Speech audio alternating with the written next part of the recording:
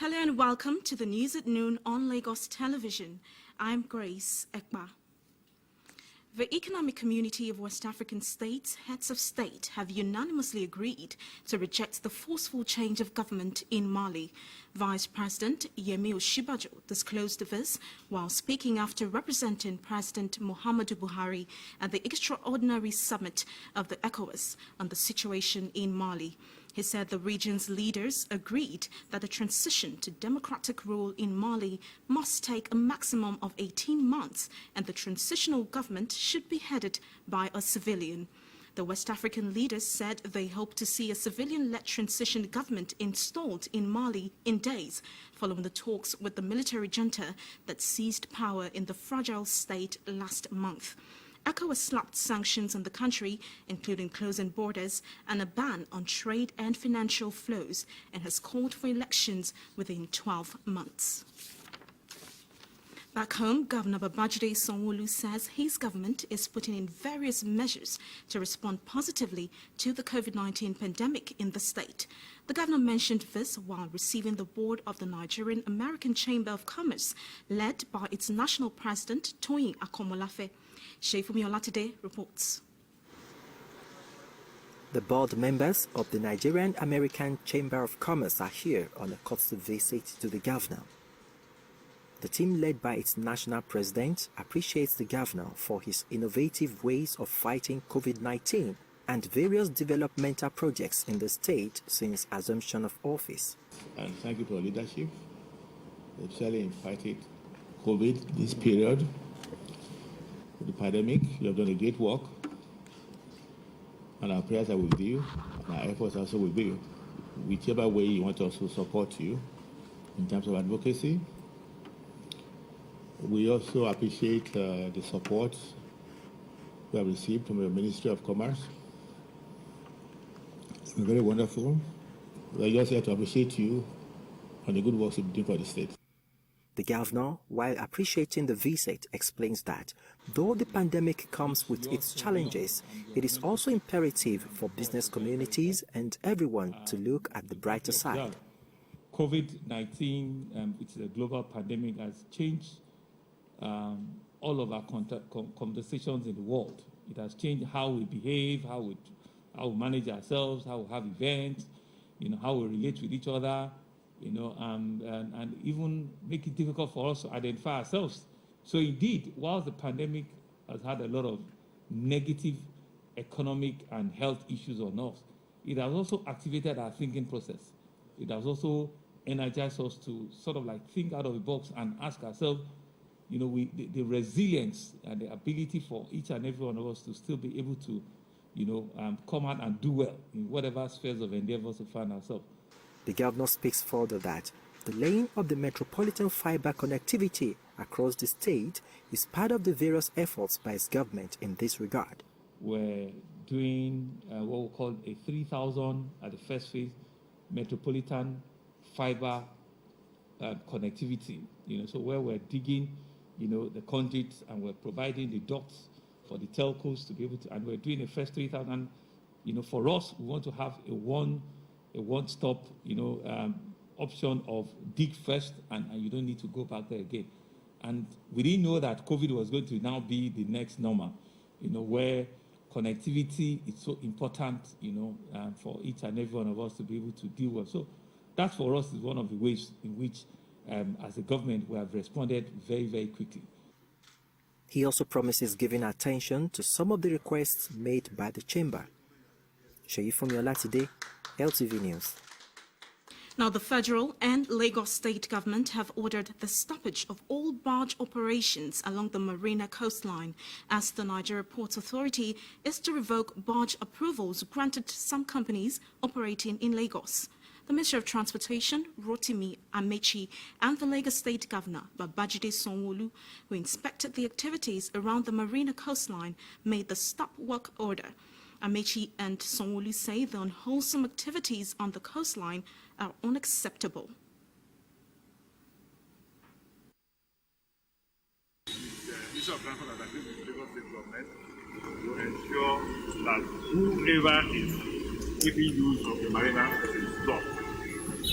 we have agreed with the Commissioner of Police to stop those using the road, and we agreed with the MPA to cancel all like badge permits, badge use, and badge operation permits. Pending when each person will come back to MPA and NIWA to review if necessary, and never say to review first approval. And we also be talking to Federal Ministry of Works and Housing, because we understand that some of them were from the Federal Ministry of Works. So we also take up that responsibility and we'll see what we need to do. Sanwo-Olu also directed the Lagos State Commissioner of Police to arrest and prosecute anyone who flouts the order to stop unauthorized activities on the marina.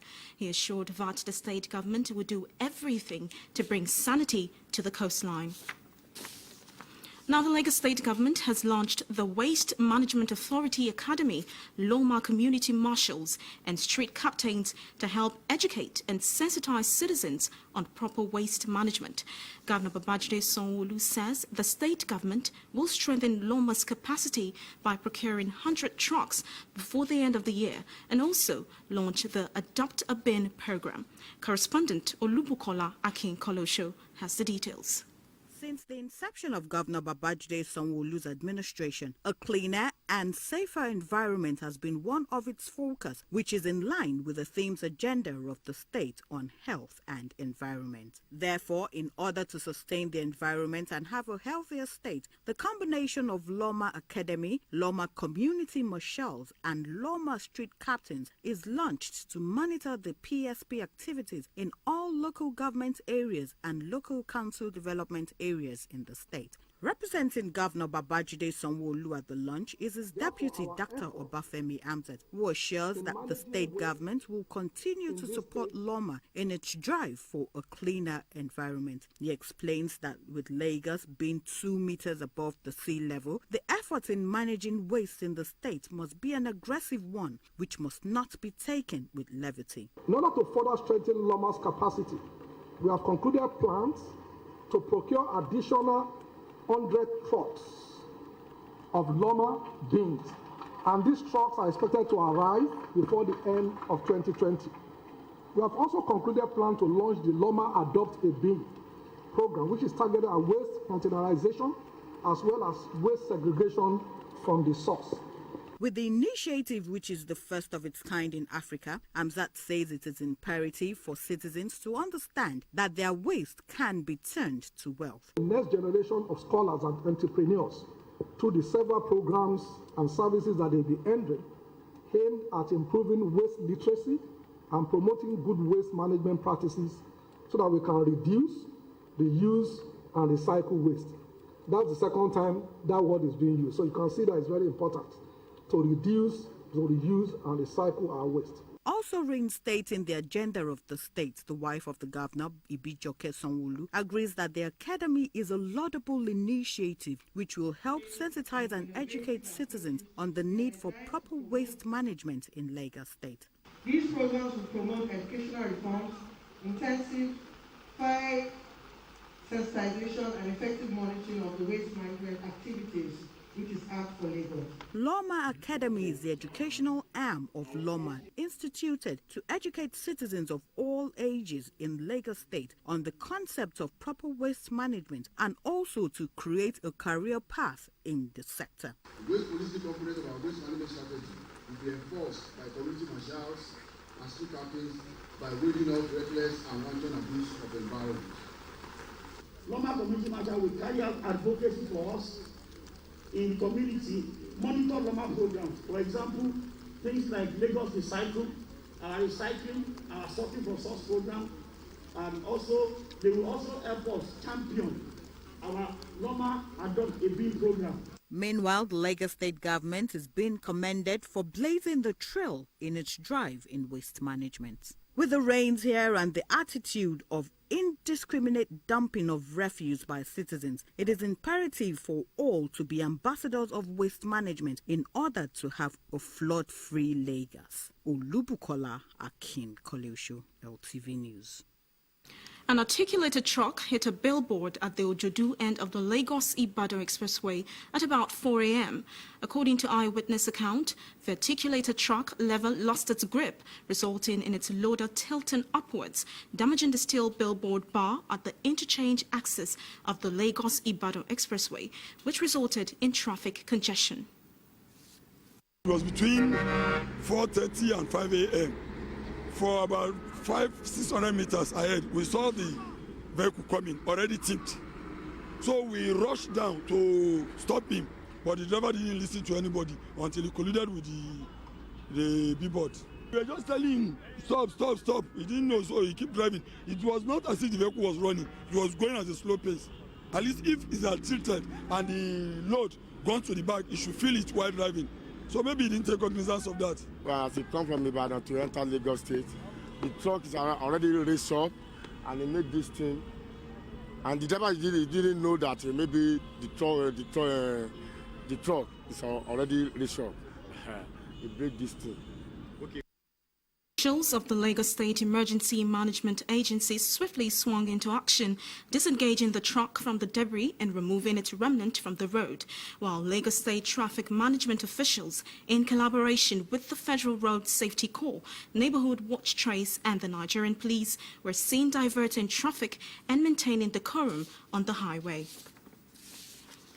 Nigeria has recorded 90 new cases of COVID-19. The Nigeria Center for Disease Control also confirmed the country reported 5 new deaths. The new figures put the country's total caseload at 56,478, with 44,430 cases discharged and 1,088 deaths. A breakdown of the figures shows that the 90 new cases were reported from 8 states, Lagos leading the parks with 33 cases.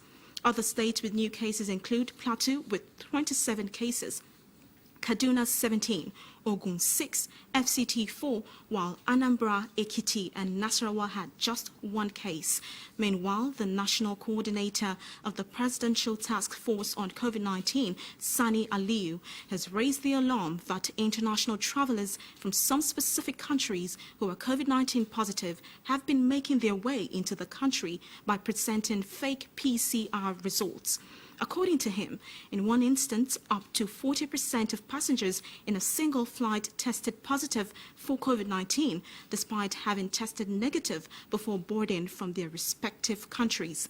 Consequently, Ali said an adjustment has been made to the validity period of PCR tests to be presented before boarding from 7 to 4 days.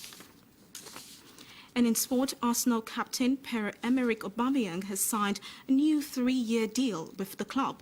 The 31-year-old joined the Gunners in January 2018 and won the Premier League Golden Boot in his first full season. Aubameyang's contract was due to expire at the end of the 2020-2021 season, meaning he would have been free to talk to other clubs from January. The Gabon striker scored in Arsenal's victory at Fulham on Saturday, the first game of the new Premier League season. Now for more news, connect with Lagos Television on these social media platforms.